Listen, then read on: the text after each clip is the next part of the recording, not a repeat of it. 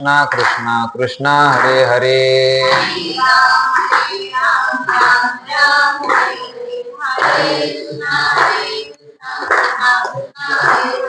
हरे राम राम राम हरे हरे हरे कृष्णा कृष्णा कृष्णा हरे हरे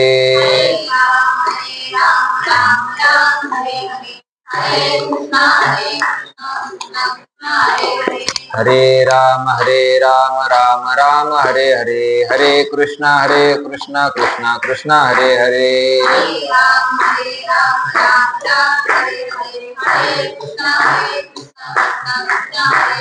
हरे राम राम हरे हरे हरे कृष्णा कृष्णा हरे हरे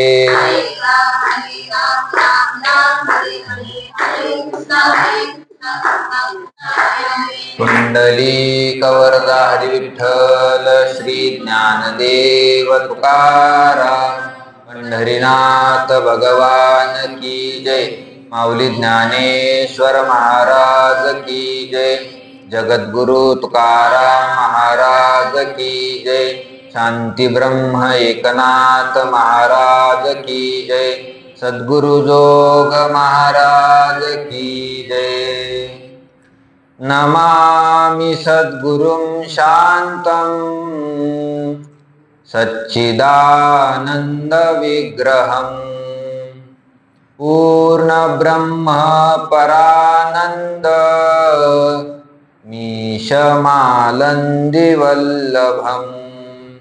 ॐ नमो ज्ञानेश्वरा करुणाकरा दयाळा तुमचा अनुग्रह लाभलो पावन झालो चराचरी मी कळा कुसरी काहीच नेने बोलतो वचने अति भाविका तुमचा अनुग्रह लाधलो पावन झालो चराचरी एका जनार्दनी तुमचा दास त्याची आस पुरवावी तुमचा अनुग्रह लाधलो पावन झालो चराचरी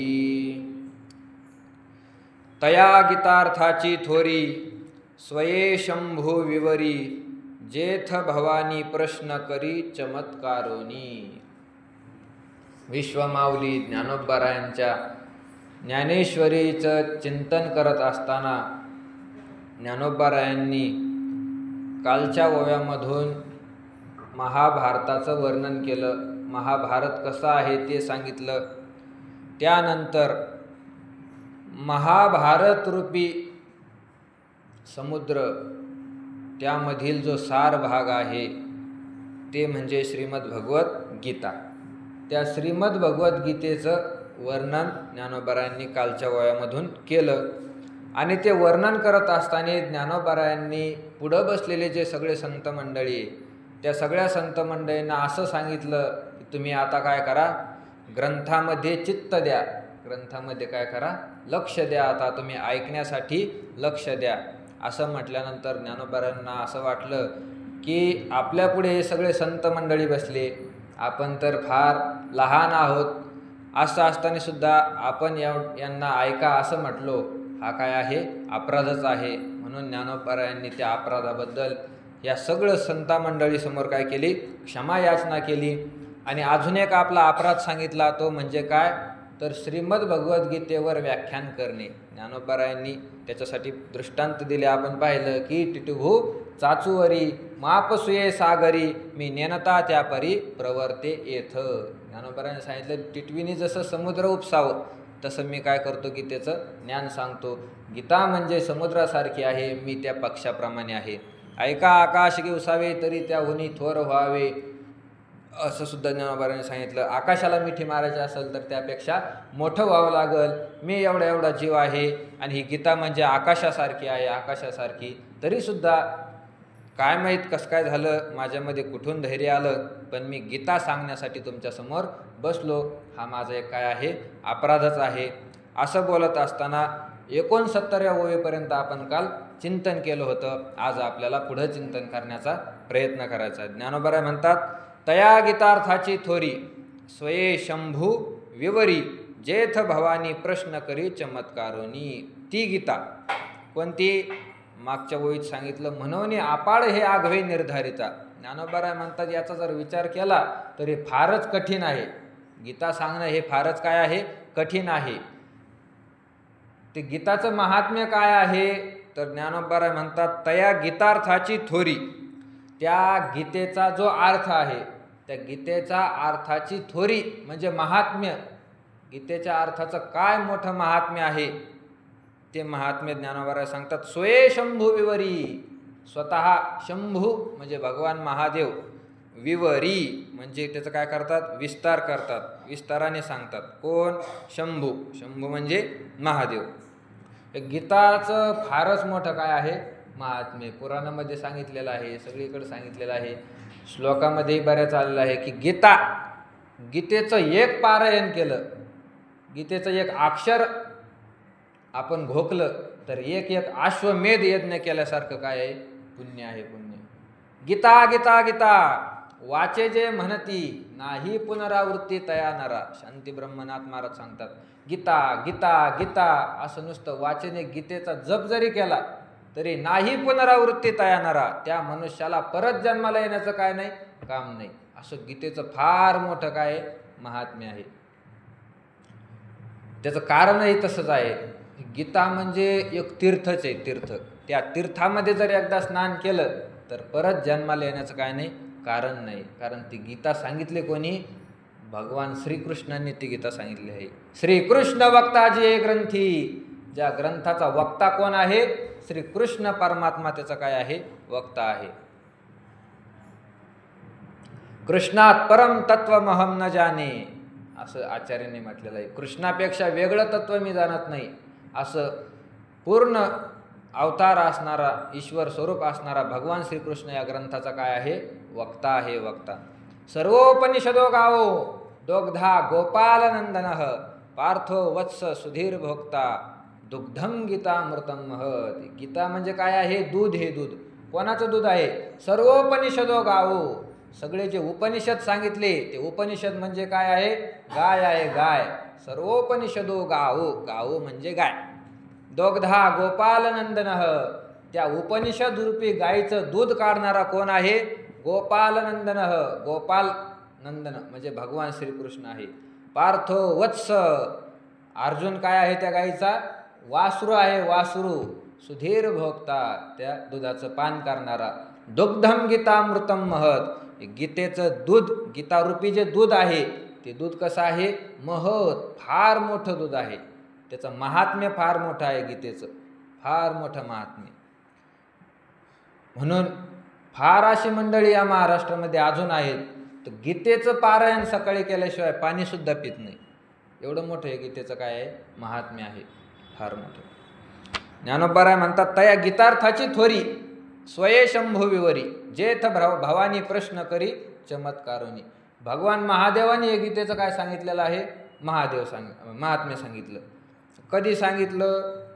तर जेथ भवानी प्रश्न करी. त्या भवानी म्हणजे पार्वती माता. पार्वती मातेने महादेवाला काय केला? प्रश्नच केला. आता कधी जरी पाहिले महादेव काय करायचे? सकाळी स्नान झाले, यांची संध्या झाली, देवपूजा झाली की यांनी काढली गीता पुढं काढले का लगेच गीतेचे काय करायचे? पारायण करायचे. अशोच्यानन्व शोचस्तम प्रज्ञावादांश भाषसे गतासून गतासंश नानुशोचंती पंडितः. या श्लोकापासून मूळ गीता प्रारंभ आहे. अगोदर या अर्जुनाचं रडगाणच सांगितलेलं आहे एका 1.5 अध्यायामध्ये. तरी भगवान महादेव सकाळी सकाळीच गीतेचं पारायण करायचे. समाधी अवस्थेमध्ये जायचे. समाधीतून उठलं की परत गीता समोर घ्यायचे, ते गीतेचं अध्ययन करायचे, गीतेचं पारायण करायचे. हे एकदा पार्वती मातेला वाटले गीतेमध्ये आहे काय? नेमकी काय आहे याच्यामध्ये? एवढे भगवान याचं काय करतात? समाधी अवस्थेतून उठले तरी सुद्धा याचंच पारायण करतात. या भगवान महादेवाच्या भक्तीने सगळे लोक कसे झाले? वेडे झाले, वेडे. महादेवाची भक्ती सगळ्यात जास्त चालते, शंकराची भक्ती. विष्णूपेक्षा सुद्धा महाराष्ट्रामध्ये नाही तर सगळ्या भारतामध्येच विष्णूपेक्षा सर्वात जास्त भक्ती कोणाची? महादेवाची. त्याच्यामध्ये तर महिला मंडळाचा तिकडंच जास्त नंबर आहे. महादेवाचे भक्त महिला मंडळामध्ये कसे जास्त आहे, फार मोठी भक्ती. चांगलं आहे, महादेवाची भक्ती करणं हे काय चांगलंच आहे. कारण हरिहरा भेद नाही करू नये वाद. आपल्या संतांनी सांगितलं हरी आणि हर म्हणजे विष्णू आणि शंकर याच्यामध्ये काय नाही, भेदच नाही. पण असं जरी असलं तर ती पूजेचा प्रकार कसा असला पाहिजे, सात्विक असला पाहिजे. सात्विक पूजा झाली पाहिजे. भगवान महादेवाची पूजा कशी करावी, सात्विक करावी. आणि जसं शास्त्र सांगतं तशी त्याची काय केली पाहिजे, पूजा केली पाहिजे. आता ते कोणता बाबा आला ते सांगायला लागला काय वेगळंच सांगितलं त्यांनी, म्हणजे ओम नमः शिवाय जप तुम्ही करू नका असं सांगणार. ते आहे एक कथाकार तिकडचा, मला नाव नाही माहिती त्याचं. तो जप तुम्ही करू नका. मग तुम्ही काय करा, श्री शिवाय नमस्तभ्यम, श्री शिवाय नमस्तभ्यम.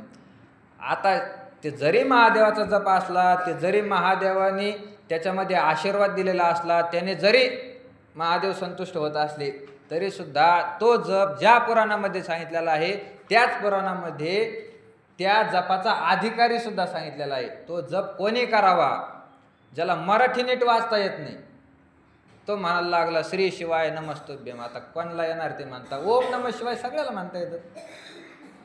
असं आहे, म्हणजे त्या मंत्राचा काय असतो, अधिकारी वेगळा असतो. म्हणून ते आपल्या पूजेमध्ये चूक झाली नाही पाहिजे, कोणाचं ऐकू नये. आपल्या महाराष्ट्रामधील जे संत परंपरेचे अनुयायी आहे, सर्व ग्रंथाचा यथासांग ज्यांनी अभ्यास केला आहे त्या महात्म्या मंडळीचं ऐकावं, कोणाचंही ऐकू नये. म्हणून आपल्याला जसं येतं तसं, काहीच येत नाही शिव शिव शिव शिव असं म्हणायचं, किंवा शंकर शंकर शंकर शंकर असं नामस्मरण करायचं. सोपं आहे, सोपं.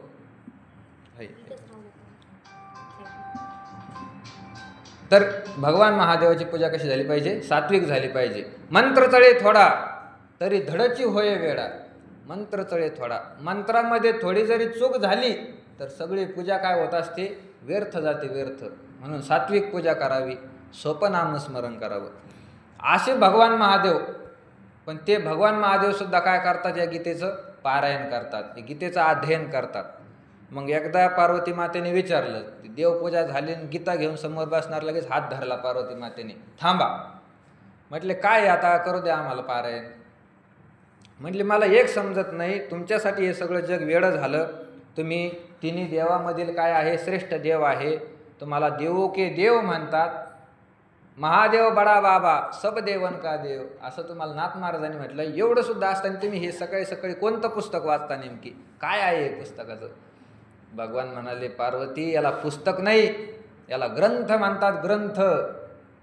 तो ग्रंथ सुद्धा ग्रंथ नव्हे हा श्रीकृष्ण असं त्या भागवताच्या आरतीमध्ये म्हटलंय. ग्रंथ नाही, साक्षात श्रीकृष्ण परमात्मा आहे, त्याचं मी काय करतो, पारायण करतो. मग पार्वती मातेला वाटलं आता एवढे मोठे लोकाचे देव असणारे महादेव त्याचं सांगतात, पारायण करतात, मग आपण पण याचा काहीतरी महिमा कळून घेतला पाहिजे. मग पार्वती मातेने विचारलं मला याचं महात्म्य सांगा, की जे महात्म्य सांगितल्यानंतर मला काय होईल, याच्यावर श्रद्धा बसेल, मी सुद्धा या गीतेचं महात्म्य तुमच्याकडून श्रवण करील, मी सुद्धा या गीतेचं पारायण करील, असं मला काहीतरी तुम्ही काय करा, महात्म्य सांगा. असं चमत्कारवनी ज्ञानोबरायाने शब्द वापरला.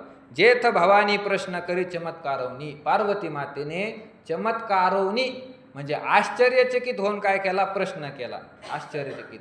या जोडी, ही महादेव आणि पार्वतीची जी जोडी आहे, यांच्या संवादातूनच बहुतेक सगळं ज्ञान या पृथ्वीवर अवतरित झालंय. कोणतंही तुम्ही पुराण पहा, त्या पुराणाच्या आरंभी आहेच पार्वती मातेने प्रश्न केला आणि भगवान महादेवाने काय केलं, त्याचं उत्तर सांगितलं. कोणत्याही पुराणामध्ये जा, यांच्या दोन्हीचे काय आहे, उपकार आहे. यांच्या प्रश्नामधून या जगामध्ये ज्ञान अवतरित झालेलं आहे. मग असा प्रश्न पार्वती मातेने केला की मला ज्ञान सांगा, गीतेचं महात्म्य सांगा.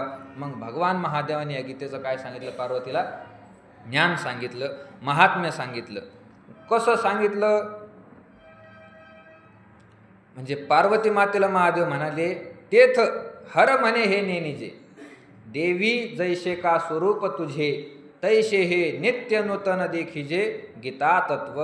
हर म्हणे, हर शब्दाचा अर्थ होतो भगवान शंकर. भगवान शंकर त्या ठिकाणी पार्वती मातेला म्हणाले काय, नेनिजे, हे पार्वती माते, देवी, देवी म्हटले पार्वती मातेला, हे देवी, जैसे ज्याप्रमाणे, तुझे स्वरूप, नेनिजे, तुझं स्वरूप कसं आहे हे जसं कळत नाही. पार्वती मातेचं स्वरूप कोणालाच कळत नाही महाराज. हे जे म्हटलं ज्ञानोबरायांनी ते कशाला उद्देशून म्हटलंय? पार्वती ही मूळ मायाच आहे या उद्देशाने म्हटलंय. मायाच पार्वती रूपाने काय झाली आहे? अवतरित झाली आहे. आणि तिचं स्वरूपच काही कळत नाही, मायेचं स्वरूपच कळत नाही. शास्त्रामध्ये सुद्धा या मायेच्या स्वरूपाविषयी भांडणं लागले, भांडणं. कोणी म्हणतं माया कशी आहे? मिथ्या आहे. कोणी म्हणतं माया सत्य आहे. कोणी म्हणतं मायेचा नाश होत नाही. कोणी म्हणतं मायेचा नाश झाल्याशिवाय राहत नाही. अशा शास्त्रकारामध्ये मायाविषयी काय लागले? भांडणं लागले, भांडणं. तुमचं आमचं जाऊ द्या, कीर्तनकाराचं जाऊ द्या, शास्त्रकार त्यांना सुद्धा या मायेचं काय कळलं नाही? स्वरूप कळलं नाही. म्हणून ज्ञानोबराय म्हणतात, ते तर हार म्हणे नेनिजे देवी जैसे का स्वरूप तुझे. देवी, तुझं स्वरूप जसं कोणालाही कळत नाही, किंवा तुझं सुंदरता जशी कोणाला कळत नाही, नेनिजे म्हणजे कळत नाही, तैसे हे नित्य नूतन देखीजे गीता तत्व. त्याप्रमाणे हे गीता तत्व, हे म्हणजे गीताशास्त्र, हा गीता ग्रंथ कसा आहे? नित्य नूतन देखीजे.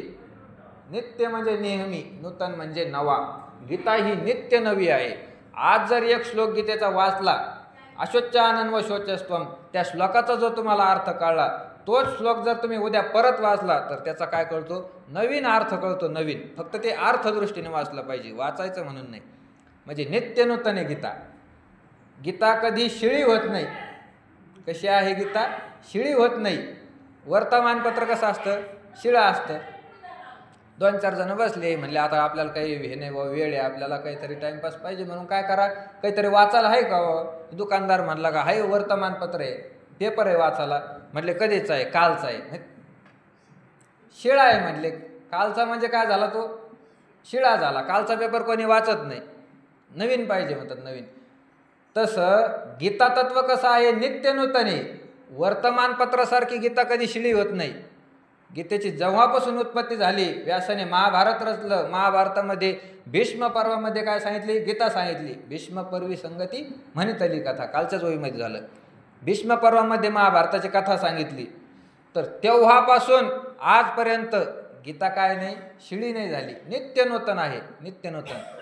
या गीतेमध्ये 700च्या पुढं टीका झाल्या या गीतेवर आजपर्यंत. 700च्या वर लोकांनी या गीतेवर काय केलं? लिखाण केलं. तीच ज्ञानोबरायातली एक काय टीका आहे. त्या टीकेमधली एक टीका आहे ज्ञानोबरायांची, ज्ञानेश्वरी, गीतेवरची टीका आहे. गीता तत्व हे नित्य नूतन आहे, ते कधीच शिळं होत नाही. आणि जर एखादा गीतेला शिळा म्हणत असेल, गीता शिळी आहे असं जर म्हणत असेल, तर गुरु रे बाबा सांगत असतात, गीता शिळी नाही, तो काय आहे? शिळा आहे. शिळा म्हणजे 2 अर्थी. एक तर तो शिळा म्हणजे पारसा आहे, जुना आहे, आणि दुसरा शिळा म्हणजे तो दगड आहे. गीतेला जो शिळा म्हणतो, गीता नित्य नूतन आहे, रोज नवीन अर्थ त्यामध्ये भरलेला आहे. त्या दृष्टीने फक्त आपली वाचण्याची काय पाहिजे? इच्छा पाहिजे. तैसे नित्य नूतन देखीजे गीता तत्व. गीता रूपी जे तत्व आहे, गीतेचा जो सिद्धांत आहे, नित्य नूतन आहे. चला, हा वेदार्थ सागरू जया निद्रिताचा घोरू, तो स्वये श्री सर्वेश्वर प्रत्यक्ष अनुवादला. आता या गीतेचं वर्णन ज्ञानोबरायांनी तुलनात्मक पद्धतीने केलेलं आहे. वर्णन करण्याचे 2 प्रकार, एक सरळ वर्णन करणं आणि एक तुलनात्मक पद्धतीने वर्णन करणं. सरळ वर्णन करणं याच्यापेक्षा तुलनात्मक पद्धतीने वर्णन करणं हे कधी पण सरस असतं, कधी सरस असतं. सरळ एखाद्याने वर्णन केला, नाही हो त्याची चाल म्हणजे फार सुंदर चाल म्हटला, असं वर्णन केलं, तेवढं काही वाटत नाही. पण दुसरा त्याला काय म्हणला, ते स्वर्गातले गंधर्व तुमच्या पुढं फिके हो, तुमची चाल कशी झाली? स्वर्गातल्या गंधर्वापेक्षा काय झाली? चांगली झाली. हे कसं वर्णन झालं? तुलनात्मक पद्धतीने, तुलना करून वर्णन. असं तुलना करून वर्णन केलं की त्या ठिकाणी काय होत असतं? अजून महात्म्य प्राप्त होत असतं. संतांनी वाङ्मयामध्ये अनेक ठिकाणी तुलनात्मक वर्णन केलेलं आहे. तुकोबारायाचा जर गाथा पाहिला तर संताचं वर्णन करत असताना तुकोबाराय म्हणतात, रवी दीप हिरा दाविती देखणे, अदृश्य दर्शने संताची. या संताचं दाखविणं कसं आहे? संत कशाचं ज्ञान करून देतात? तर परब्रह्माचं ज्ञान करून देतात. ते वर्णन करत असताना तुलना करतात. रवी म्हणजे सूर्य, दीप म्हणजे दिवा, आणि हिरा, 3 वस्तू तुकोबारायाने तुलनेसाठी पुढे घेतल्या. म्हणजे रवी सुद्धा काय करतो? जगामध्ये प्रकाश टाकतो. प्रकाश टाकून रवी सुद्धा काय करतो? ज्ञान करून देतो या जगामध्ये. सूर्य उगला का सगळं काय होतं? प्रकाशमान होतं. अंधारामधल्या सगळ्या वस्तू सूर्य उगल्यानंतर दिसायला लागतात. सूर्य काय करतो? वस्तू आपल्याला दाखवतो. पण म्हटले सूर्य दिवसाच दाखवतो ना हो, रात्री सूर्य कुठं ज्ञान करून देतो का? रात्री सूर्य नसतो असं आहे का? रात्री सुद्धा सूर्य असतोच, पण तो काय असतो? मावळलेला असतो. त्याचा नाश नसतो झालेला, तो मावळलेला असतो. पण सूर्य असताना सुद्धा मग रात्री दिसत नाही. मग तुकोबारायांनी बदललं. रवी दीप हिरा, दिवा घेतला पुढं. म्हटले दिवा आहे ना, दिवा काय करतो? रात्री सुद्धा प्रकाश देतो. ज्या वस्तू रात्री दिसत नाही ते दिवा लावल्यानंतर काय करतात? वस्तू दिसतात. दिवा सुद्धा वस्तूचं काय करून देतो? आपल्याला ज्ञान करून देतो, वस्तू दाखवतो दिवा. पुढं तुकोबारांनी दृष्टांत घेतला हिरा. जाऊ द्या दिव्याचं, म्हटले वारा सुटला तर दिवा विजून जातो ना, मग कस काय कळणार आहे आम्हाला वस्तू, कस काय दिसणार आहे? तुकोबाराय म्हणतात हिरा. हिरा कसा असतो? स्वतः प्रकाशमान असतो. अंधारामध्ये हिरा ठेवला का त्या हिऱ्याच्या प्रकाशाने दुसऱ्या वस्तू काय करतात? दिसतात. पण हे जरी असलं तरी तुकोबाराय म्हणतात रवी दीप हिरा दाविती देखणे. रवी म्हणजे सूर्य, दीप म्हणजे दिवा, आणि हिरा हे वस्तू जरी दुसऱ्याचं ज्ञान करून देत असले तरी देखणे दाविती, ज्या वस्तू दिसतात त्याच वस्तूचं ज्ञान कोण करून देतं? या तीन वस्तू करून देतात. पण संत मंडळी एवढे श्रेष्ठ आहे की अदृश्य दर्शने संताची, जे अदृश्य तत्व आहे, जे डोळ्याने दिसत नाही असा असणारा भगवान परमात्मा, त्याचं हे संत मंडळी काय करून देतात? आपल्याला ज्ञान करून देतात. म्हणून रवी दीप हिरा या वस्तूपेक्षा सुद्धा संत काय आहे? श्रेष्ठ आहे. असं तुलनात्मक पद्धतीने काय केलेलं आहे? वर्णन केलेलं आहे. इथं सुद्धा ज्ञानोबरायांनी सुरुवात केली, तुलनात्मक पद्धतीने वर्णन करतात. हा वेदार्थ सागरू. तुलनेसाठी कोण घेतला? गीता घेतली. आणि अजून काय घेतला? वेद घेतला. वेद ज्ञानोबरायांनी तराजू पुढं केला. एका तराजूच्या पारड्यामध्ये काय टाकला? वेद ठेवला. वेद, सामवेद, ऋग्वेद, यजुर्वेद, अथर्ववेद मिळून 4 वेद एका पारड्यामध्ये. आणि दुसऱ्या पारड्यामध्ये काय ठेवली महाराज? गीता ठेवली. गीता. ते गीतेचं पारडं खाली टेकलं आणि 4 वेदाचं पारडं कुठे गेलं? वर गेलं. गीतेपेक्षा, वेदापेक्षा ही गीता काय आहे? श्रेष्ठ आहे. ती कशी श्रेष्ठ आहे? ज्ञानोबराय सांगतात हा वेदार्थ सागरू. वेदाचा जो अर्थ आहे तो कसा आहे? सागराप्रमाणे, सागरासारखा श्रेष्ठ आहे. गहन आहे. किती पाहायला गेलं तर वेदामध्ये काय आहे? अजूनच सापडतं. वेदाचा संपूर्ण अर्थ सांगू शकेल असा आजपर्यंत कोणी झाला नाही. सागराप्रमाणे वेद.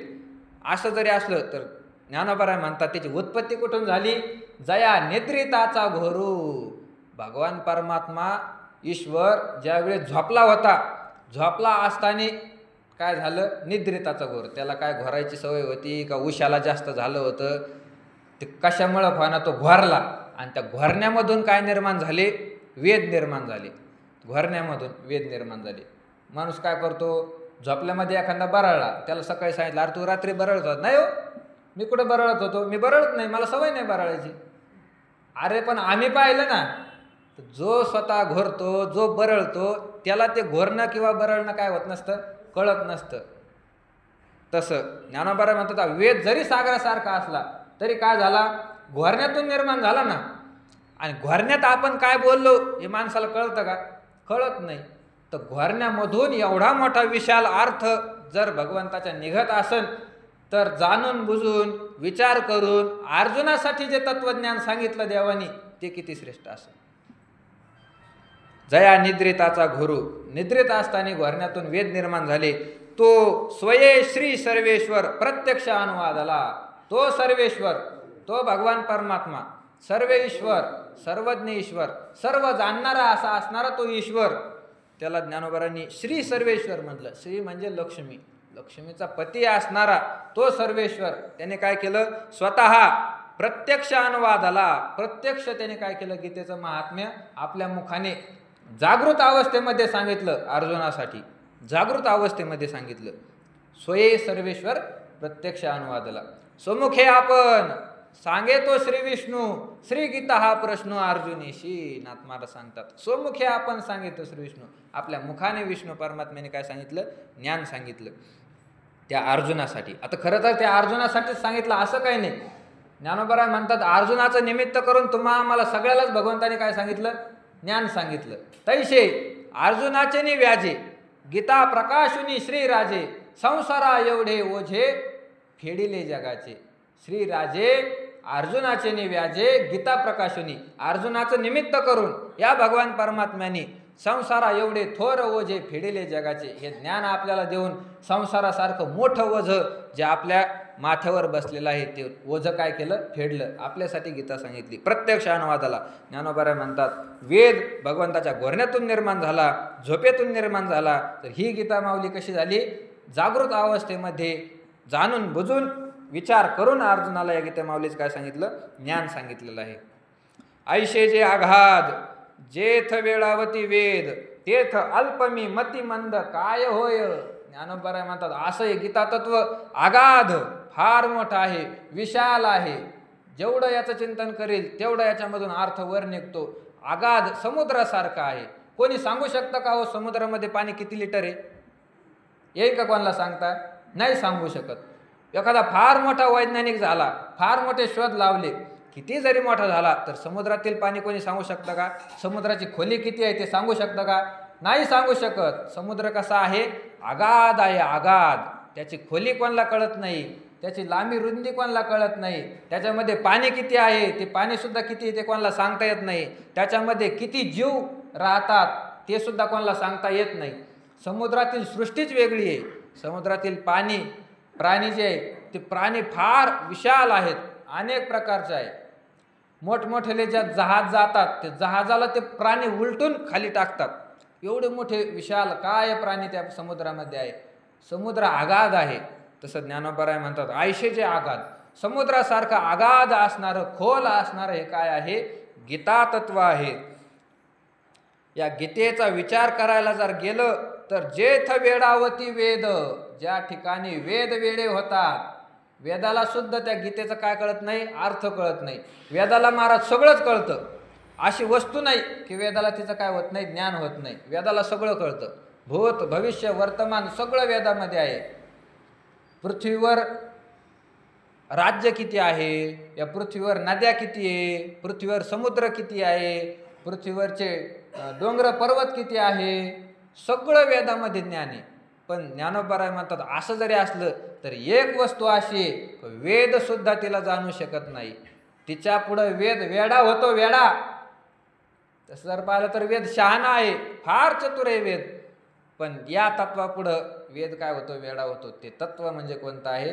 गीता तत्व आहे. गीता तत्व, गीतेरूपी ज्ञान. त्या गीतेचं ज्ञान तिच्या पुढं वेद सुद्धा काय होतो, वेडा होतो. मग ज्ञानोबांनी परत तुलनात्मक दृष्टीने वर्णन केलं. आता कैमुती कन्या आहे. कैमुती कन्या आहे म्हणजे काय? एक जण चालला, तर ते चालत असताना त्यांनी पाहिलं की नदीला काय आला, पूर आला. आणि त्या नदीच्या अलीकडे काय झाले, काहीतरी 7-8-10 प्राणी थांबले. 7-8-10 प्राणी थांबले. मग त्यांच्यामध्ये आता ते विचार करायला लागले, व हे पाणी किती खोल असन. तर ते प्राण्यामध्ये आता काही कोल्हे होते, काही लांडगे होते, त्यात काही ससे होते, हरणा होत्या, वाघ होते, शेळ्या होत्या, उंट होते, सगळेच आले. पलीकडे जायचं पण हे पाणी किती मोठं असन. तर उंट म्हणाला आता काय करू, मी सगळ्यात उंच आहे.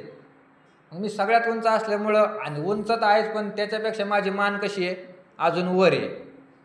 त्याच्यामुळं किती खोल पाणी आहे मला काय होईन सांगता येईल. मी जातो पुढं. ते उंट पुढं गेला. अर्ध्यामध्ये उंट गेला आणि त्याच्या मानेच्या वरून काय झालं, पाणी झालं. त्याने अशी वर मान केली पण तरी सुद्धा त्याच्या नाकात पाणी जायला लागलं.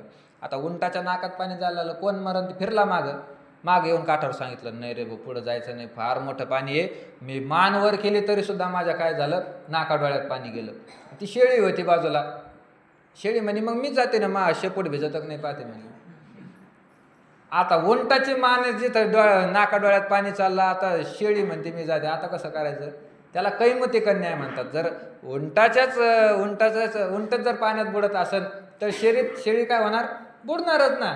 तसं ज्ञानोबा इथं तुलनात्मक पद्धतीने वर्णन करतात की जेथ वेडावती वेद तेथ अल्पमी मतिमंद काय होय. आता वेद कसा आहे, फार शहाणा आहे. वेद आगाध आहे. वेद सर्वात काय आहे, ज्ञानी आहे. वेद सर्वज्ञ आहे. वेदाची बुद्धी फार तीव्र आहे, कुशाग्र आहे. आणि मी कसा आहे, ज्ञानोबा म्हणतात तेथ अल्पमी मतिमंद काय होय. आधीच तर माझी बुद्धी कशी आहे, अल्प आहे. वेदाची बुद्धी विशाल आहे. आता व्यासाचीच बुद्धी जर विशाल आहे, नमस्तु ते व्यास विशाल बुद्धी. विशाल बुद्धी व्यासाची आहे. व्यासाची बुद्धी जर विशाल आहे, त्या व्यासाने वेदाचं वर्गीकरण केलं. व्यासाने वेदाचं वर्गीकरण केलं. वेदाची बुद्धी किती मोठी असेल. ज्ञानोबा म्हणतात पण माझी बुद्धी कशी आहे, अल्प. आधीच माझी बुद्धी कशी अल्प आहे, काय छटाक हातपाव काय असं अर्धा छटाक अल्प आहे. आणि ती अल्प आहे तर त्यात कशी आहे मतिमंद. वेदाची बुद्धी एकतर फार मोठी आहे, फार मोठी असून ती बुद्धी कशी आहे तीव्र आहे, शहाणी आहे. ज्ञानोबा म्हणतात आधीच माझी बुद्धी छटाकभर. आणि त्याच्यातले त्यात कसं आहे मतिमंद.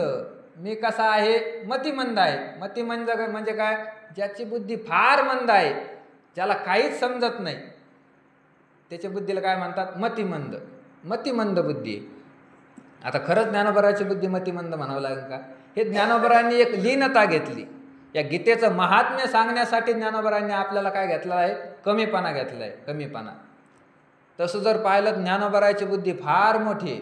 जे भगवंतांनी गीतेच्या श्लोकामध्ये सांगितलं नाही अशा गोष्टी ज्ञानोबरांनी ज्ञानेश्वरीमध्ये आणलेल्या आहेत.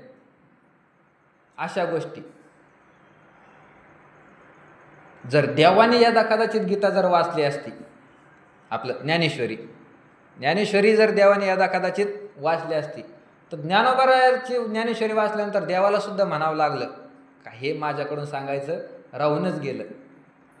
जे भगवंताला सांगता नाही आलं ते ज्ञानोबरांनी या ज्ञानेश्वरीमध्ये आणलं, ते आणलं. एका श्लोकामध्ये या जगताचं वर्णन करत असताना ज्ञानोबरा भगवंताने सांगितलं बहुतेक 7व्या अध्यायामध्ये की हे जगत म्हणजे काय, सूत्रे मणी गणायुव. सूत्र म्हणजे द्वारा, आणि त्या द्वाऱ्यामध्ये जसं मणी वावावं तसं माझ्यामध्ये हे सगळं जगत काय आहे त्या मण्याप्रमाणे ओवलेलं आहे, ओवलेलं आहे. हे कोणी सांगितलं, भगवंताने गीतेमध्ये सांगितलं. आता एका जणाने अशी शंका घेतली, द्वाऱ्यामध्ये जरी मणी वावलेला असला पण द्वारा वेगळाच आहे ना, आणि मणी वेगळा आहे. मणी म्हणजे द्वारा आहे का, द्वारा म्हणजे मणी आहे का, दोन्ही काय आहे भिन्न भिन्न आहे ना. मग देवा तुझ्यामध्ये जर हे जगत असन तर मग तू वेगळा आहे आणि हे जगत वेगळं आहे असंच म्हणावं लागेल ना. तू वेगळाच आहे, जगत वेगळं आहे असं म्हणावं लागेल. आणि आमचे संत मंडळी सांगतात विष्णुमय जग, वैष्णवांचा धर्म. हे जग म्हणजे काय आहे, विष्णुमय आहे, हे जग विष्णू स्वरूपच आहे. आणि तू सांगतो की द्वाऱ्यामध्ये मणी वावल्याप्रमाणे, मग द्वारा वेगळा आणि मणी वेगळा जसा असतो तसं तू वेगळा आणि जगत वेगळं, असा आरोप येऊ नये, अशी एखाद्याने शंका करू नये म्हणून त्या श्लोकावर टीका करत असताना ज्ञानोबरांनी शब्द वापरले. ज्ञानोबरांनी तिथं असं सांगितलं की सुवर्णाचे मणी केले ते सोनियाचे सुती ओविले. म्हणले द्वाऱ्यामध्ये जसं मणी ओवलेले आहे आणि द्वारांमणी असे भिन्न जरी असले तर ज्ञानोबा म्हणतात तिथं भगवंताचं हे सांगायचं राहून गेलं की सुवर्णाचे मणी केले आणि सोन्याचे सुती ओविले. अहो ते मणी सुद्धा सोन्याचेच केले आणि द्वारा सुद्धा कशाच केला, सोन्याचाच केला. आता दिसायला जरी मणी वेगळे द्वारा वेगळा असला तरी त्याच्यामध्ये काही भिन्नता आहे का. द्वारा घेऊन गेलं सोनारा खरं मोडाला आणि मणी घेऊन गेलं मोडाला, दोन्हीची वेगळी किंमत देईल का, नाही. जी किंमत द्वाऱ्याला तीच किंमत काय आहे मण्याला. म्हणजे त्याचं स्वरूप एकच आहे, पाहण्यासाठी ते काय आहे भिन्न आहे. सोनार त्याच्याकडे काय म्हणून पाहिलो, मणी जरी पाहिला तरी सोनार काय म्हणन, सोनं म्हणून पाहिजे, मणी म्हणून पाहिजे का. द्वारा जरी पाहिला तर तो काय म्हणेल, सोनं म्हणून पाहिजे, द्वारा म्हणून तो पाहणार नाही, नाही पाहणार. एका जणाने काय केलं, गणपती केला सोन्याचा, सोन्याचा गणपती केला. आता उंदीर करायला त्याच्याकडे पैसे नाही राहिले. मग पुढच्या वर्षी त्याने काय केलं, फार मोठं कष्ट केले, कष्ट करून सोन्याचा काय करून आणला, उंदीर करून आणला. गणपती केला आणि सोन्याचा उंदीर केला. आता किती जरी झालं तर गणपती काय आहे मोठा आणि उंदीर काय झाला लहान झाला. सोन्याचा उंदीर, गणपती सोन्याचा आणि उंदीर सोन्याचा आहे, पण उंदीर गणपतीपेक्षा काय आहे लहानच आहे. आज एखाद्याने गणपती लहान केला आणि उंदीर मोठा केला तर कोणी शहाणा म्हणाल का, नाही. तसं त्याने केलं. मग पुढं चालून काय झालं, 2-4 वर्ष असे निघून गेले. 2-4 वर्ष निघून गेल्यानंतर दुष्काळ पडला, त्याचा नोकरी धंदा बंद पडला, शेती करायला पाऊस पडाना, पाईपलाईन करावं तर जवळ धरण नव्हतं कुठं, धरणात तरी पाणी कुठून येणार, सगळं दुष्काळ पडला. आणि मग त्याची काय झाली, खायची पंचायत पडली, आता काय खावं अशी त्याच्यावर काय झाली, पाळी आली. मग त्याला वाटलं आता आपण काय करू, एवढा दुष्काळ जर निघून गेला तर मग पुढं आपण काय करू, जास्त धन कमवू आणि किती कम मोठा गणपती किती कम मोठा उंदीर करू ना, असं काय झालं त्याला वाटलं. आणि मग त्याने काय केलं, गणपती काढला मोडायला, गेला सोनाराकडे गणपती घेऊन. गणपती घेऊन गेला, काय त्या सोनाराने ते करायचं ते पाहिलं सगळं. सोनाराने सांगितलं की याचे मी तुम्हाला काय देईन, 50 लाख रुपये देईन, एवढं सांगितलं.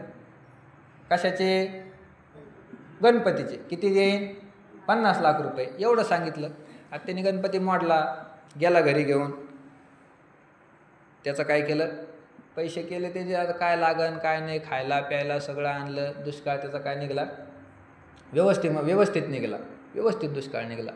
परत त्याने काय केलं, दुसऱ्या वर्षी उंदीर मोडायला काढला. दुसऱ्या वर्षी उंदीर मोडायला काढला तर मग त्यांनी सोनाराकडे गेला, सोनाराला सांगितलं उंदीर मोडायचं असं कसं. त्या उंदराच्या सोनाराने काय दिले, 10-20 लाख रुपये काय असेल ते दिले. गेलं त्याचे. परत 4-5 वर्ष मस्त गेले, फार मोठे त्याने पैसे कमिले. आणि पैसे कमिल्यानंतर दुसऱ्या वेळेस त्यांनी काय केला, गणपती लहान केला आणि उंदीर मोठा केला. फार मोठा उंदीर केला आणि गणपती काय केला त्यांनी, लहान केला. आणि परत तीच परिस्थिती, परत दुष्काळ पडला, परत गणपती उंदीर मोडायला. मग त्याने अगोदर काय केलं, गणपती मोडला. आता गणपती कसा केलेला होता, लहान केलेला होता. उंदीर कसा होता, मोठा केलेला होता. गेला सोनाराकडे, सोनारा दुष्काळ पडला, खायला काही नाही राहिलं, मी गणपती मोडायला आणला. आता गणपती लहान होता, तर सोनाराने काय केलं, गणपतीचे 25 लाख रुपये दिले. गणपतीचे काय केले, 25 लाख रुपये दिले. तर त्यानंतर उंदीर घेऊन गेला मोडायला. आता सोनाराकडे गेला, सोनाराने काय केलं, उंदराचे काय केले, 50 लाख रुपये दिले. म्हणले सोनाराला, म्हणलं तो मागच्या वेळेसचे माझे 50 लाख रुपये दे. म्हणले 50 लाख रुपये कशाचे, अहो आता उंदीर मी मोडला, उंदीर मोडून तुम्ही मला किती दिले, 50 लाख रुपये दिले. अगोदर गणपती मोडला तर गणपतीचे किती दिले, 25 लाख रुपये. अहो गणपती कधी पण उंदरापेक्षा काय आहे, श्रेष्ठच आहे ना. उंदीर त्याचं वाहन आहे, तर तुम्ही गणपतीचे किमान 75 लाख रुपये तरी द्यायला पाहिजे होते. नाही 1 कोटी तर 75 लाख द्यायला पाहिजे होती.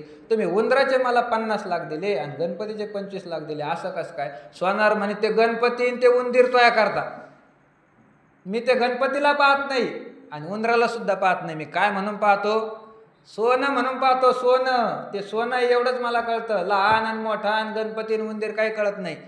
तसं द्वारा केला काय आणि मनी केला काय सोन्याचा, ते आपल्या करताय द्वारा आणि मनी. महात्म्या मंडळी करता ते फक्त काय आहे, भगवान परमात्मा आहे. भगवान परमात्मा, जगत वेगळं आणि देव वेगळा हे आपल्याला दिसतं.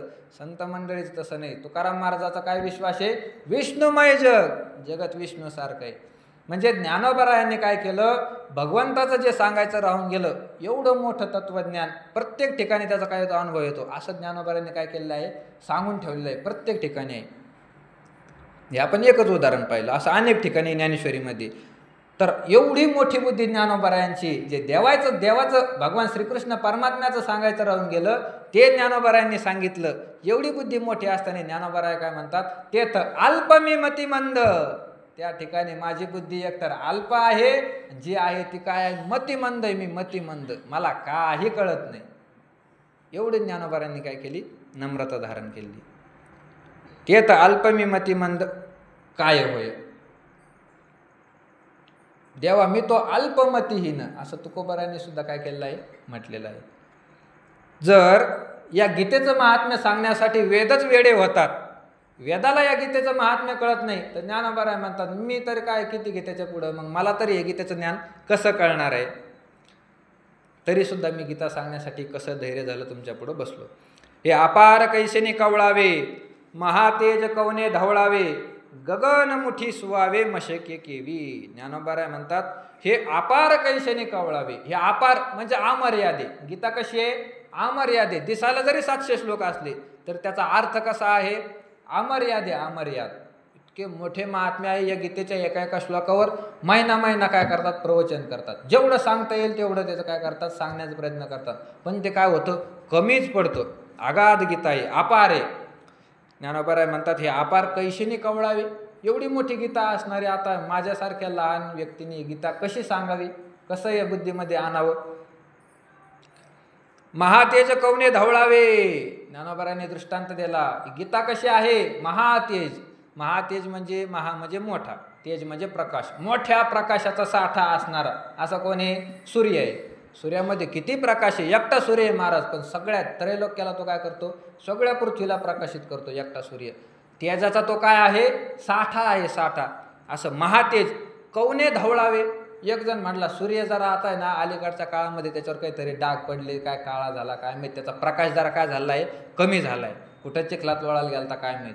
आता मी काय करतो, जातो आणि थोडं आपलं 2 ते भांडे घासण्याचे साबणी घेतो, घासणी घेतो आणि त्या सूर्याला एकदा काय करतो, घासूनच येतो. म्हणजे त्याला घासलं का तो चांगला काय होईन, चमकून दिसत. भांडे घासल्यावर कसे चमकतात, तसं सूर्य काय होईन, चमकून दिसन असं वाटलं एक जणाला, आणि तो गेला आणि सूर्याला घासलं. असं कधी होईल का? ज्ञानोबा म्हणतात महातेज कवने धावळावे. हा सूर्य धावळावे म्हणजे प्रकाशित करणे, घासून काढणे. सूर्याला कोण प्रकाशित करेल? सूर्याला कोण घासून काढेल? तसं गीता म्हणजे काय आहे? सूर्य आहे, सूर्य. आणि मी एक अल्पमतिमंद आहे. गगन मुठी सुवावे मशके केवी. मशके मुठी गगन केवी सुवावे. गगन, आकाश किती मोठं आहे हो? आकाश फार मोठं आहे, फार मोठं. आपण जर मोकळ्या मैदानामध्ये जर गेलो आणि जर पाहिलं तर काय होतं? आकाश टेकल्यासारखं वाटतं, टेकल्यासारखं. आता मला सांगा, एखाद्याला वाटलं आकाश इथं टेकलेलं आहे पुढं, ह्या इथं पलीकडे आकाश टेकलेलं दिसतं खाली, आपण काय केलं पाहिजे? हे आकाश नेमकी कसं आहे, कसं वाजतं, किती जड आहे, त्याचा रंग नेमके कसा आहे, ते चाटून पाहायला, खायला कसं लागतं. आकाश आपण एकदा पाहिलंच पाहिजे. आणि एखादा जर निघाला त्या आकाश पाहायला तर नेमकी किती किलोमीटर गेल्यानंतर तो आकाशापर्यंत जाईन बरं? जाऊ शकतो का? नाही. काही एका वर्षात, 2 वर्षात, 10 वर्षात नाही जाऊ शकत. मरेपर्यंत जरी चालत राहिला तरी सुद्धा आकाशापर्यंत तो काय करू शकत नाही? जाऊ शकत नाही. आकाश फार मोठं आहे. ज्ञानोबा म्हणतात गगन, हे गगन म्हणजे आकाश, फार मोठा आकाश आहे. तिथं मनुष्य किती जरी चालला तरी काय होऊ शकत नाही? आकाश पाहू शकत नाही. आता आकाश जर एखादा पाहूच शकत नाही तर मग आकाशाला कोणी कवळीत घेऊ शकतं का? गवत बांधल्यासारखं, जनावराला गवत न्यायचं, मग कवळी बांधली नेली उचलून, तसं आकाशाला कुठं उचलून नेता येईल का एखाद्याला? नाही. आणि त्याच्यात सुद्धा मग एक बारीक चिलट मच्छर, आपलं एक किती का असतं ते, 1 दिवसाचं त्याचं आयुष्य, दिसायला ते लांबून दिसत सुद्धा नाही, एवढं चिलट. ते उठलं म्हणले तुम्ही एवढे मोठे माणसं झाले, तुम्हाला ते गगन आकाश तुम्हाला उचलून आणता येणार? अरे मी पाहता कसं उचलून आणतो. गेला त्याने आकाश आपल्या कवळीत धरलं, आणलं घरी उचलून. होईन का असं कधी? ज्ञानोबा म्हणतात गगन मुठी सुवावे मशके केवी. त्या चिलटाने, त्या मच्छराने कधी आकाशाला आपल्या मिठीत घेऊ शकतं का ते? तसं हे गीता तत्व म्हणजे गगनासारखं, आकाशासारखं आहे. आणि मी एक चिलट आहे, आपलं मच्छर आहे, डास आहे. मी एवढ्या मोठ्या गीतेचा अर्थ कसा सांगू शकणार? चला मग एक म्हटलं आता तुम्ही लईच बडबड लावली, आता कवाचं चालू आहे ते गीता अशी आहे मी असा आहे, ते गीता अशी आहे मी असा आहे, एवढी मोठी गीता आहे मी कसं सांगणार आहे? तुम्हाला सांगितलं कोणी हे करायचं? कशाला सांगता? मग तुम्हाला येतच नाही सांगता तर तुमची लईच गीता मोठी, तुम्ही लईच बारीक आहे, जाणं निघून. कशाला इथं नेवाशाला थांबले गीता सांगायला बसले? कोणी सांगितलं तुम्हाला? ज्ञानोबारायांनी सांगितलं. असं जरी असलं तरी परी येथ आशे एक आधारू, तेनेची बोले मी सधरू. जय सानुकूळ श्री गुरु ज्ञानदेव म्हणे. ज्ञानोबाराय म्हणतात मी जरी असा अल्पमतिमंद असलो तरी सुद्धा येथ असे एक आधारू, मला या ठिकाणी गीता सांगण्यासाठी काय आहे? एक आधार आहे. त्या आधाराच्या योगाने मी काय करणार आहे? गीता सांगणार आहे. आधाराच्या योगाने फार मोठे कामं होत असतात. एखाद्याचं फार काडीमोडी बारीक दिसतो, जणू हवा आली का खाली पडन, पण ते जर श्रीमंत असला तर त्याच्या मागं किती लोक गाड्या घेऊन पळतात. तो कशाने? तो कोणालाच घाबरत नाही. त्याला जर पाहिलं एखाद्याने तर वारा आला तर तो खाली पडन, मरून जाईल. एवढा कसा आहे बारीक आहे, पण फार मोठ्याने बोलतो महाराज, फार मोठ्याने. एखाद्या मंत्र्याला धमकी देतो, असं तुला करावं लागन नाही तर माझ्याशी गाठ आहे, असं बोलतो तो. कशामुळे बोलतो? आधाराने बोलतो. आधाराने. कशाच्या आधाराने? पैशाच्या आधाराने. त्याला माहिती आहे पैसा जवळ असला म्हणजे सगळं होतं. पैशाच्या आधाराने तो काय करतो? बोलतो. एखाद्याचा जवळ फार मोठा काय बलवान मित्र आहे, मग त्याच्या आधाराने बोलतो. तुला सांगतो माझ्यासोबत गाठ आहे, आणि भांडणं करायला जर आला तर मित्राला पुढं करतो. आधाराने फार मोठं काय होत असतात, काम होत असतात. ज्ञानोबा म्हणतात माझ्याच्याने जरी हे शक्य नसलं, मी गीता सांगण्यासाठी जरी माझ्यामध्ये सामर्थ्य नसलं, पण आमचा आधार जो आहे तो आधार फार मोठा आहे, फार मोठा. अरे गीताच काय, तो आधार जो आहे तो आधार जे 4 वेद आतापर्यंत चालत आले, त्या 4 वेदापेक्षा कितीतरी श्रेष्ठ पटीनं नवीन वेदाची निर्मिती करीन, एवढं मोठं सामर्थ्य आमच्या आधारामध्ये. परी येथ असे एक आधारू. या गीता सांगण्यासाठी मला एक आधार आहे. तो आधार इतका मोठा आहे की त्याच्यासाठी काहीच अशक्य नाही. कोणता आधार आहे? आणि तेनेची बोले मी सधरू. ज्ञानोबा म्हणतात त्या आधारानेच मी बोले. सधरू म्हणजे धैर्यवान होऊन, धैर्ययुक्त होऊन त्या आधाराच्या योगाने मी काय करता या ठिकाणी बोलत आहे. तुकोबारायांचा गाथा पाहा तुम्ही. आता मला सांगा, त्या काळामध्ये वर्णाश्रमाची काय होती पद्धत होती, फार मोठी फार श्रेष्ठ पद्धत आहे वर्णाश्रमाची. तर वर्ण आश्रमाची पद्धती म्हणजे ब्राह्मणाने ब्राह्मणाचे कर्म करायचे, क्षत्रियाने क्षत्रियाचे, शूद्राने शूद्राचे, वैश्याने वैश्याचे, असे ज्याचे त्याचे कर्म ठरवून दिले होते. आणि त्या काळामध्ये वेद शिकण्याचा वेद सांगण्याचा अधिकार फक्त कोणाला होता? ब्राह्मण मंडळीला होता. एवढं मोठं असताना आणि कोणी वेद ऐकण्यासाठी लांबून ऐकला तरी त्याला फार मोठी त्या काळामध्ये काय होती? शिक्षा होती. एवढं असताना सुद्धा तुकोबारायांनी काय केलं? सगळे वेदाचे काय केले? मराठीत भाषांतर केले. आधीच तुकाराम महाराज कोण? शूद्र, म्हणजे तुकाराम महाराज तसे क्षत्रिय, पण त्या काळात दोनच वर्ण होते, ब्राह्मण आणि दुसरा शूद्र. तो क्षत्रिय असो का वैश्य असो, सगळे शूद्रातच त्याची काय होती? गणना होती. त्याचे कारण सुद्धा अनेक होते. कारण ब्राह्मणच भ्रष्ट झाले तर मग बाकीचे काय धर्मानुसार वागत होते, म्हणून ते शूद्रच. जो धर्मानुसार वागत नाही तो शूद्रच. तो ब्राह्मण जरी असला तरी तो सुद्धा काय आहे? शूद्रच आहे. तर त्या काळामध्ये सुद्धा एवढी मोठी भयानक परिस्थिती असताना सुद्धा तुकोबारायांनी वेदाचं काय केलं? भाषांतर केलं. एकतर वेद सांगण्याचा अधिकार नाही, त्यातले त्यात मराठीत सांगण्याचा तर काय नाही अधिकार नाही. वेद प्राकृतामध्ये येऊ नये अशी त्या काळची काय होती? मान्यता होती. तुकोबारायांनी त्या काळामध्ये सगळ्या वेदाचं काय केलं? भाषांतर केलं. चहुवेदाचे केलेशे विवरण, अर्थही गहन करू नये असं रामेश्वर शास्त्रींनी वर्णन केलं. आता सहज आपण जरी असतो त्या जागेवर तुकाराम महाराजच्या, तर आपण सुद्धा काही केलं असतं का असं? ते जाऊ द्या. आताचं पहा, एवढे आता शक्ती कोणाची आहे? मंत्रिमंडळाची, आमदार खासदार, एवढी मोठी यांची ताकद आहे. यांच्या विरोधात कोणी एक शब्द बोलू शकत नाही. जर बोललंच कोणी तर त्याला काय करतात? डायरेक्ट विचारत नाही, डायरेक्ट मारून टाकतात. त्याच्या विरोधात कोणी बोलतं का? नाही. मग त्या काळात एवढ्या मंडळीच्या विरोधात जाऊन तुकोबाराय कसे बोलले? तुकाराम महाराज म्हणतात, माझं काय आहे त्याच्यामध्ये? मी आधाराने बोलतो. आधाराने मला सांगण्यासाठी बोलण्यासाठी काय आहे? आधार. आणि तो आधार म्हणजे कोण आहे? भगवान परमात्मा. माझ्या मुखातून तो काय करतो? शब्द बोलून घेतो. बोलून मी नाही बोलत, तो काय करतो? भगवान परमात्मा बोलतो. तो का म्हणे माझी कोणी वदविली वाणी, प्रसादा वाचून तुमच्या विठ्ठला. भांडतात तुकाराम महाराज देवाला, देवा माझी वाणी कोणी वदविली? कोणी माझ्याकडून हे अभंग बोलून घेतले? तुमच्या प्रसादा वाचून, तुमच्या प्रसादाशिवाय कोणी बोलून घेतलं? पाहे निगम काळा बोले विठ्ठल प्रसादे. तुमच्या प्रसादाने मी बोललो नाही, तुमच्या कृपेने मी बोललो ना. हे रे तर मी ते साळुंकी सारखं आहे. साळुंकी म्हणजे बोलतं शिवानी, शिकविता धनी वेगळाच, त्याला सांगणारा दुसरा काय? दुसरा परमात्मा आहे, असं तुकोबारायांनी देवाला म्हटले. म्हणजे तुकोबाराय म्हणतात हे माझं नाही, मी कोण सांगणारा? मी एक काय आहे? शूद्र आहे. याती शूद्र वैश्य केला व्यवसाय, ही नियतीच आहे. माझी बुद्धीसुद्धा कशी आहे? सूक्ष्म आहे. सूक्ष्म नाही, स्थूल आहे, फार स्थूल आहे. तर तिथं सुद्धा तुकोबाराय म्हणतात मी कशाच्या आधाराने बोललो? देवा तुझ्या आधाराने बोललो, आधाराने बोललो. तसं या ठिकाणी ज्ञानोबाराय म्हणतात मी जरी एक तुच्छ मनुष्य असलो तरी मी ज्या आधाराने बोलतो तो आधार कसा आहे? फार मोठा आधार आहे, फार मोठा. तो कोणता आधार आहे? ज्ञानोबाराय सांगतात, जय सानुकूळ श्री गुरु ज्ञानदेव म्हणे. ज्ञानोबाराय म्हणतात मला या ठिकाणी बोलण्यासाठी जो आधार आहे तो आधार कोणता आहे? श्री गुरु आहे, श्री गुरु. आणि ते श्रीगुरु पण कसे आहे? सानुकूळ, मला फार अनुकूल असलेले श्रीगुरु आहे. काहीला श्रीगुरु प्राप्त असतात पण त्यांना ते अनुकूल नसतात, नेहमी प्रतिकूल असतात. ते श्रीगुरु जवळ गेला का श्रीगुरु दुसराच बोलणार, असं सुद्धा असतं. ज्ञानोबा म्हणतात एक तर श्रीगुरु मला प्राप्त झाले, त्यातले त्यात आमके तमके श्रीगुरु नाही, निवृत्तीनाथ महाराजासारखे श्रीगुरु मला प्राप्त झाले, निवृत्तीनाथ महाराजासारखे. आणि ते सुद्धा कसे आहे? सानुकूल, मला अनुकूल आहे, अनुकूल. मी काही जरी म्हणलं तर निवृत्तीनाथ महाराजांनी, माझ्या श्रीगुरूंनी मला कधी नाही असं म्हटलंच नाही.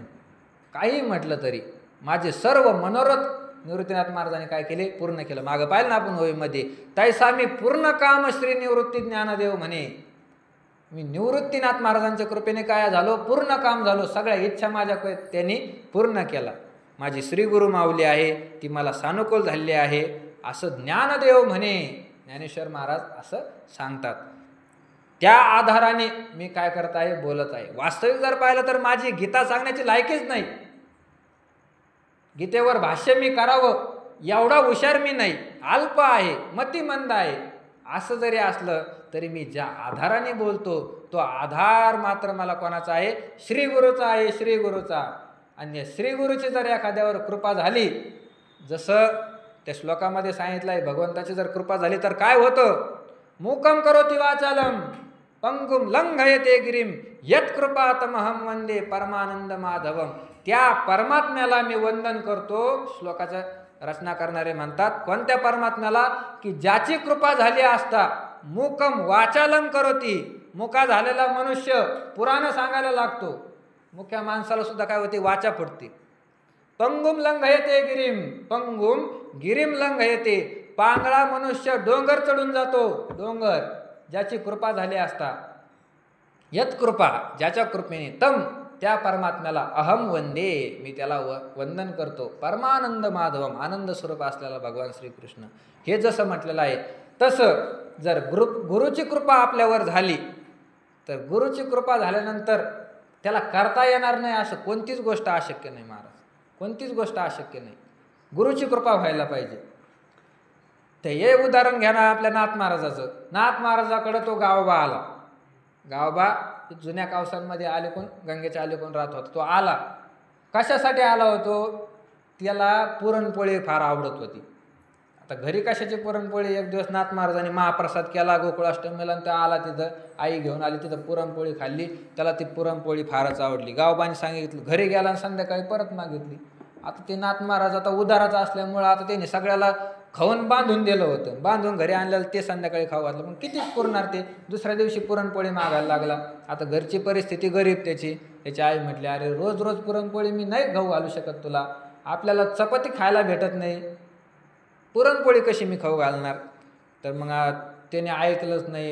येड्यावानी करायला लागला. रडायला लागला. काहीच करेना. दुसरं खायना पाणी प्यायना. त्याला वाटलं आता मरून पडल्यापेक्षा आता काहीतरी करावं लागेल. मग त्याने काय केलं नाथ महाराजाच्या पदरात घातलं त्याला. नाथ महाराजाला सांगितलं हा गावबा आहे. याचं नाव काय आहे गावबा. काही शाळा शिकलेला नाही काय नाही याला काहीच येत नाही. काय आहे मूर्खच आहे मूर्खच. याला काही कळत नाही. ज्ञान काय असतं आणि वेद शिकावं ह्या गोष्टी याला काहीच कळत नाही. असा अति मूर्ख असणारा हा गावबा आहे. मी तुमच्या पदरात घालते याच्यासाठीच की याला पुरणपोळी तुमच्या घरी खाल्ली याला आवडायला लागली. आता मी याला रोज देऊ शकत नाही. रोज मागायला लागला. नाथ महाराज म्हणते आमच्या देवाला रोज पुरणपोळीचा काय असतो नैवेद्य असतो. राहू द्या इथं मी त्याला रोज पुरणपोळी खाऊ घालीन. रोज तिथं काहीच करायचं नाही महाराज. रोज काय खायचे त्याने पुरणपोळी खायची. नाथ महाराजांनी त्याला पुरणपोळी खाऊ घातली. तिथं मग ते पुराणिक लोक येते यांच्याकडून ऐकलं की नाथ महाराजाचे पंजोबा भानदास महाराज होते. फार मोठे संत झाले. त्यांनी आपला पांडुरंग कर्नाटकाहून परत वापस आणला. नाथ महाराजाचे पंजोबा भानदास महाराज असं सांगितलं. मग ते पुरणपोळी खायचा आणि दिवसभर भजन करायचा. कोणाचं भजन करायचा भानुदास एकनाथ. नाथ महाराज सांगितलं अरे देवाचं भजन कर माझं नाव कशाला घेतो. ते म्हणते देवन घेऊ मला काही कळत नाही. मला खाऊ घालणारा माझा देव कोण आहे तुम्हीच आहे आणि तुमचं मी भजन करतो. भानुदास एकनाथ असं भजन करायचं. कोण तो गावबा. त्याला काही कळत नव्हतं. नाथ महाराजांनी त्याला सांभाळलं. त्यांनी कुठं ग्रंथाचं अध्ययन केलं नाही काय केलं नाही. शेवट रामायण नाथ महाराजांनी लिखाणाला घेतलं. रामायण लिहित असताना उत्तरकांडामध्ये जवळजवळ 44व्या अध्यायापासून पुढं 44वा अध्याय झाला आणि नाथ महाराजाला काय करायचं होतं प्रयाण करायचं होतं. समाधी घ्यायची होती. आता संत जरी असले महात्मे जरी असले तरी भगवंताच्या नियमाच्या ते कधी काय होत नाही विरुद्ध जात नाही. देह सोडावा शरीर सोडावं हे भगवंताचा काय आहे नियम आहे. म्हणून नाथ महाराजांनी सांगितलं आता माझा आयुष्याचा वेळ काय झाली पूर्ण झाली मला आता समाधी घ्यायची. लोक म्हटलं महाराज पण ते युद्धकांड आपलं उत्तरकांड ते रायलन रामायण सांगायचं तुमचं अर्धवट सोडून तुम्ही कुठं निघाले.